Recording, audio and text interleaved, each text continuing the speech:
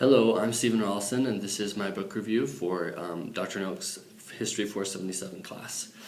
For my book, I read Teaching Geography by Phil Gersmehl, and it was a great book. It was awesome. It had tons of good advice for how to improve the way we teach geography in our classrooms, and to kind of help students understand why geography is important, help them understand what it is, all the different kinds of geography. It went through lots of different things. A couple things that stood out to me in the first couple chapters, it talks a lot about perspective and helping students see geography from a perspective that makes it seem real and important and relatable, and that they can understand it. It talks a lot about the word where and how using the word where, we use it all the time in our daily language, and what does it actually mean? Does it mean like where in accordance to us, where in accordance to the whole earth? It talks a lot about just like how we use the word where and why that's connected to teaching geography and why it's important.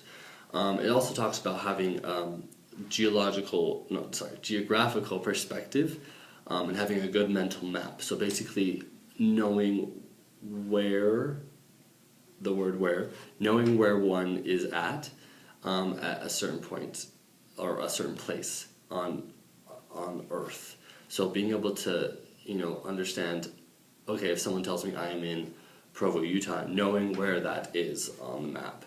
So it talks about having that geographical perspective is like a goal, I guess, that we want to be able to achieve with our students.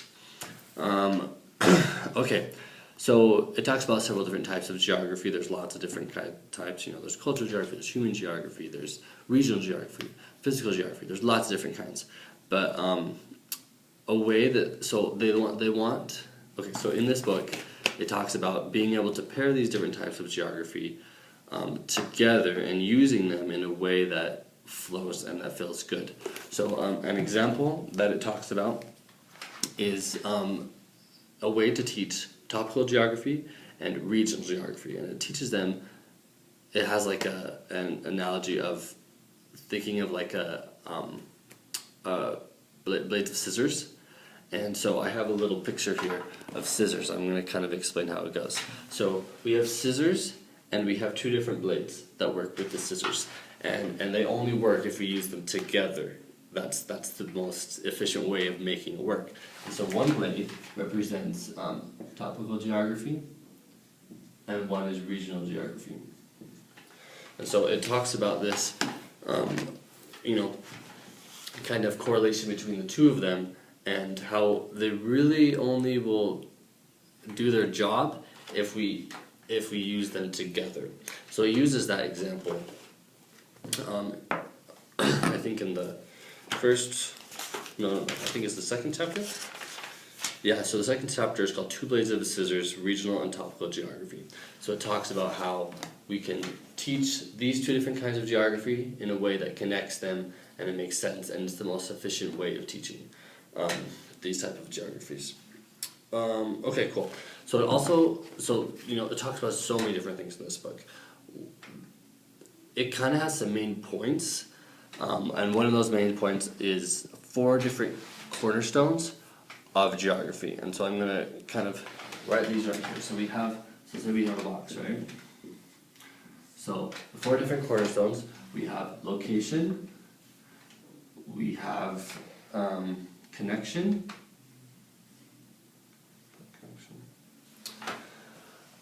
we have condition,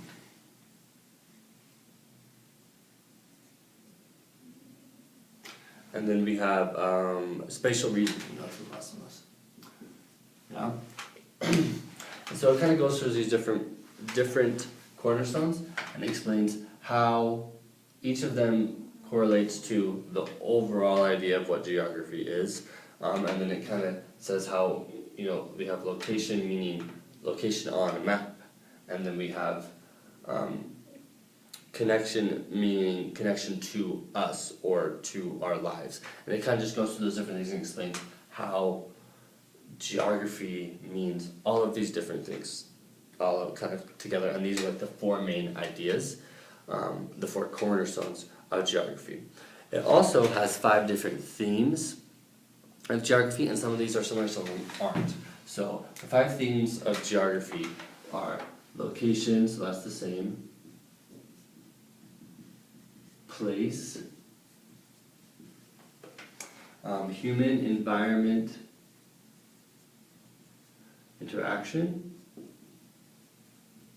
which is a big one that it talks a lot about throughout the book. And then movement and region. Movement is basically, like how things move from one place to another place. There was a lot of words that it kind of used to describe it, but movement was just kind of the most general one. And then the last one was region. So those are the 5 themes that this book explains, 5 themes of geography. So we have our 4 cornerstones, but then we also have 5 themes. Some of them, like I said, some of them are the same as some of them. Alright. Okay, so some good things about this book. I think it has a very it lists so many different forms of geography and understandings of geography and explanations of geography, so that it kind of helps the potential teacher to know what to teach, basically. Like it shows what an example of human geography is, or culture geography, or physical geography, and then it has tons of these little figures, these little drawings or printouts of examples of how we can relate this in the real world, and how we can teach students using examples, real life examples. And it has tons of them, almost on every page. There's lots of different things. Like this one is about corn production, the corn production region in the United States. This one's about public radio stations in Florida. It has like every different fact of life. It talks about geography in this book. So it's got so many good things. So it's awesome. So that's something that I think is really good about it. Something that is not very good, it's not the most, how would you say it? You have to be excited about geography to be excited about this book. So it's not the most, attention-grabbing book. It's written for teachers, so it's not written in a way that's, for young readers or something. But it's just all black and white throughout the whole thing. It's kind of like a boring textbook, so that's not the most exciting thing about it. So that's something that maybe they could, put some color in there, maybe put some personality into some of it.